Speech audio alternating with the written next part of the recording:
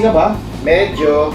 Tinatapos ko kasi i-edit yung susunod na episode eh. Grabe naman po. Ano ba yun? Itatanong mo lang naman kung mahilig ka sa science fiction. Science fiction? Siyempre, ako pa. Favorite ko ata yan. Lalo na yung mga science fiction na tinatawag na cyberpunk. Baka nga ito, hindi mo alam yun eh. Talaga lang. Ako hilig ko yan. Di ba? Dahil mga cyberpunk movies, saludo tayo dyan. Cyberpunk. In science fiction circles, cyberpunk is a genre that often features countercultural antiheroes trapped in a dehumanizing high-tech future. Its roots extend back to the technical fiction of the 1940s and 50s, but it was years before it matured.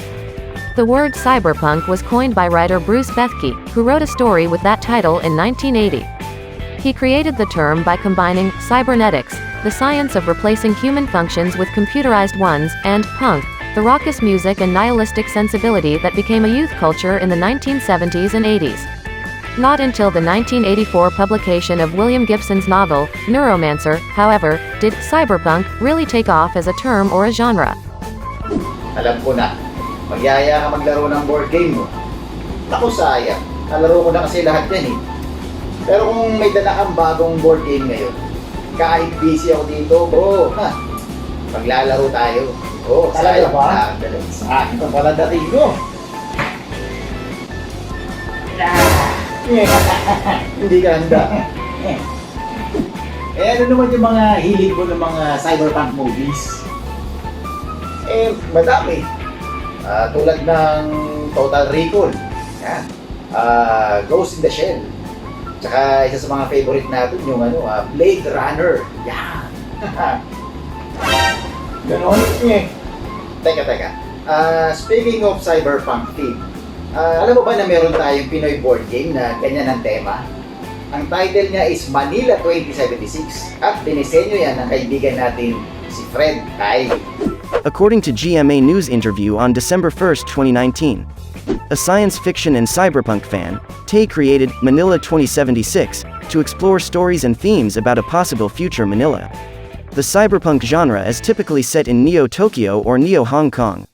But having lived in Tondo my entire life, I think Manila is an even better setting for it, said Tay. For example, what would Divisoria look like in the year 2076? I can imagine walking down those cramped sidewalks, going to an unassuming little stall, speaking a secret password, and the vendor surreptitiously showing you contraband cybernetic implants. Ang larong Manila 2076 ay isang competitive tabletop card game para sa isa hanggang 4 na players. According to the designer, players must sneak, hack, and attack their way into corporate HQ to obtain valuable data cards. However, some of the data cards are being tracked by the enemy. Players will have to deal with the mega corporation's enforcers, the risk of data corruption, and each other, among many other things. Eto pa maganda. Alam niyo ba na ang lahat ng kinita ng first printing nito ay donasyon para sa F4? Tama, F4. Hindi yan. Hindi rin yan. Yan. Ang F4 or Food for Frontline Fighters ay ang mga healthcare workers natin na tumutulong sugpuin ang kasalukuyang pandemya. Inilaan ng Manila 2076 team na pinangungunahan ni Fred Tai ang lahat ng kinita nito for a good cause. At ang lahat ng iba pang kinita ay dinonate naman sa AHA Learning Center, an award-winning, internationally recognized non-profit group. AHA Learning Center started as a free after-school program in Makati back in 2009. Since then, they have served 19,000 students, giving them the most number of free after-school learning hours in the entire country. Dali nga lang. Show ko to Bakit nandito ka nga pala? Pwede bang mamaya na tayo maglaro? Magpansi ka muna. Kita tayo later Nag-record pa ako Sige. Para mas makilala pa natin ang designer ng Manila 2076 na si Fred Tai, mas maganda kung makakausap natin siya mismo. Sir Fred, kumusta? Yan, matanong ko lang, paano ka ba nagsimula ng ganitong klase ng hobby? Hi guys, my name is Fred Tai. I'm the designer of the card game Manila 2076. So, back in 1995, may nabasa akong article sa isang magazine about a game. That game is Magic the Gathering. Nung binabasa ko pa lang yung article, sobra ako na-excite sa game na yun. Kasi for one, yung setting niya, fantasy, and I'm a huge fan of fantasy. Tapos, the card illustrations, each card has a unique illustration na sobrang ganda. Wow, astig. Tapos, according dun sa article, sabi niya na you'll never play the same game twice. Parang, okay to ah. And around that time, mga grade 6 pa lang ako noon. Ang alam ko lang na games ay Monopoly, Risk, Chess. So compared sa mga yon, sobrang ganda ng Magic the Gathering. Tapos after a few months, may nakita akong nagbebenta ng Magic sa local na yung mga nagbebenta ng NBA cards ng mga ganung store. Nagbebenta rin sila bigla ng Magic the Gathering. So yun, bumili ako ng konti, sinasa ko yung rules, tapos titinuruan ko yung mga kaklase kong maglaro. Tapos after nun, siguro mga 70% nung classmates ko naglalaro ng Magic the Gathering. So what was your inspiration for designing this game? For Manila 2076, no, yung inspiration ko for the game mechanics ay basically baraha, playing cards. Kasi nung college, naalala ko na lagi kami tumatambay sa cafeteria at naglalaro kami ng playing cards during in-between classes. So, saya ng mga times na yun eh. Tapos, napaka-chill lang kung playing cards lang. So, yun ang gusto kong i-channel dun sa Manila 2076. I want to use playing cards, like the simplicity, the flow of a good card game. And I want to add like a theme to it. And yung theme na napili ko ay cyberpunk kasi I'm a big cyberpunk fan.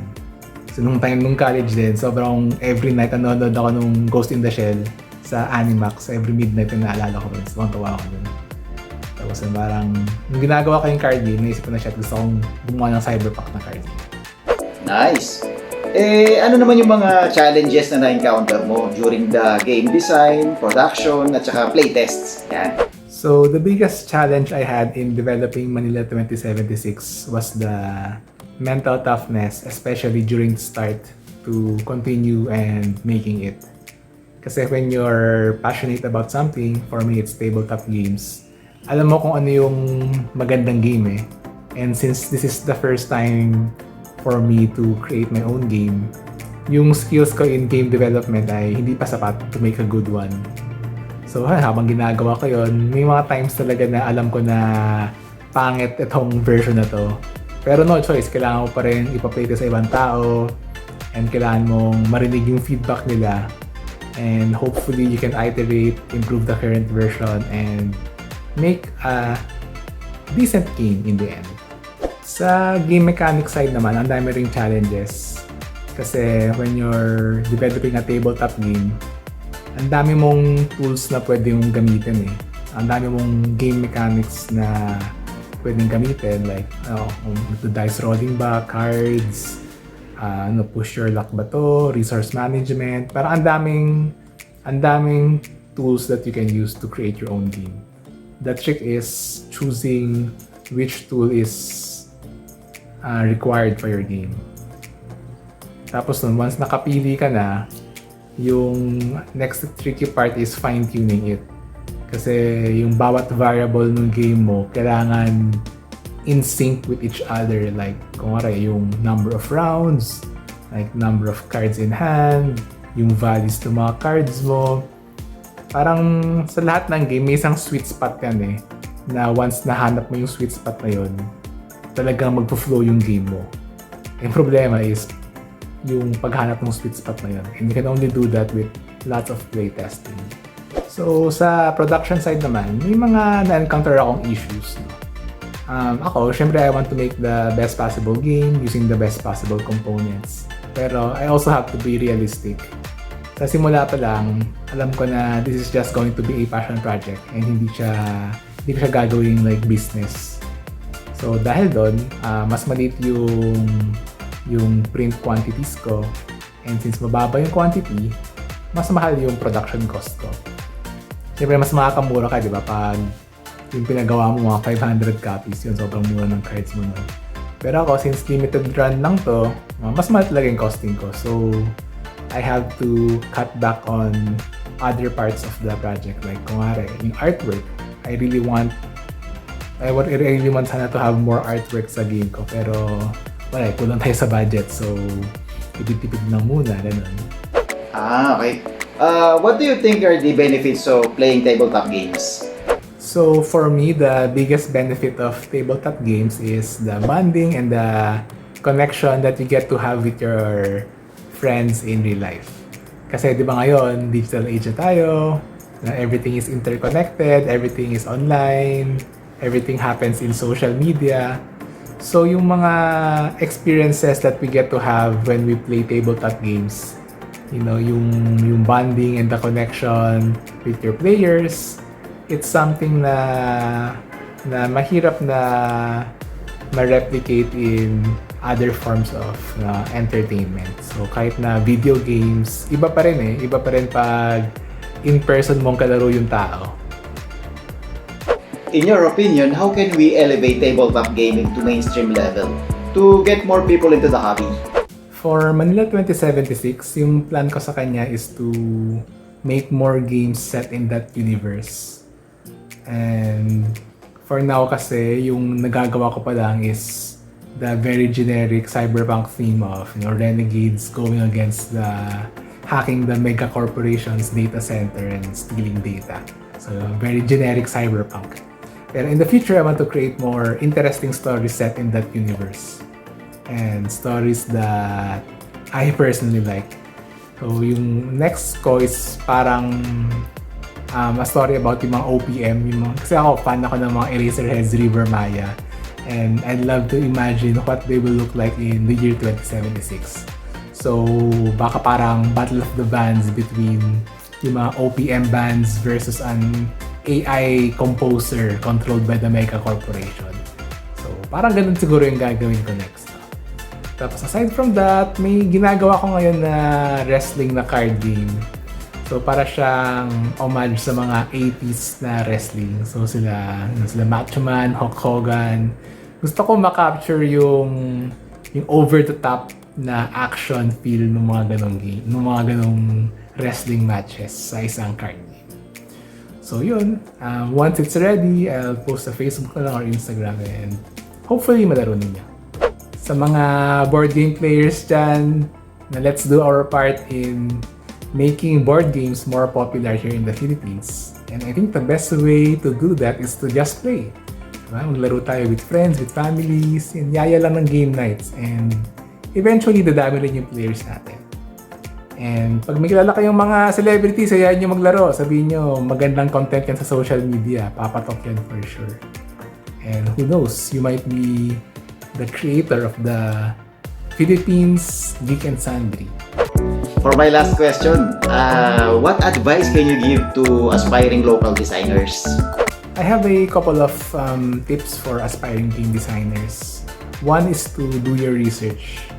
Hassle kasi kung gagawa ka ng game tapos in the end malalaman mo na there's a game in the market na pala that's so similar to what you've done. So do your research, know what games are out there, know what mechanics are out there, read reviews of what makes some games work and some games suck. And number 2 is to playtest your game to as many people as possible. Preferably strangers. Kasi if you're designing a game, especially if it's your first game, sure na maraming problema yan. Don't get too attached to your project, no? Lalo na pag kasi kung you're very passionate about it, you tend to be very attached to the product. And masama yun kasi malaki chance na pangit yan. So kailangan mo talagang ipa-playtest, get feedback from other players, and improve what you're doing. Yung pinaka-okay talaga is you playtest it with strangers. Yung mga tao na talagang magiging honest sa'yo. Pag di nila gusto sabihin nila, ay shit, pangit yan. Kasi pag yung tendency kasi pag friends, yung sugarcoat nila yan para hindi ma-hurt yung feelings mo. So yun, reach out to the board game community. For sure naman na maraming tutulong sa'yo na to playtest your game. Maraming salamat Sir Fred sa interview and sharing your passion with us. Mga kamipol, magbigay-pugay para kay Sir Fred Day. At dyan nagtatapos ang isa na namang episode ng ating show. Kung nagustuhan ninyo ang ating episode for today, ay don't forget to click that like button. Ayan o, ayan, yan, nandyan, nasa baba. Yan! Share mo na rin and subscribe to this channel. Hanggang sa muli, abangan ang part 5 ng ating mini-series dito lang sa Pinoy Meeple. God bless everyone!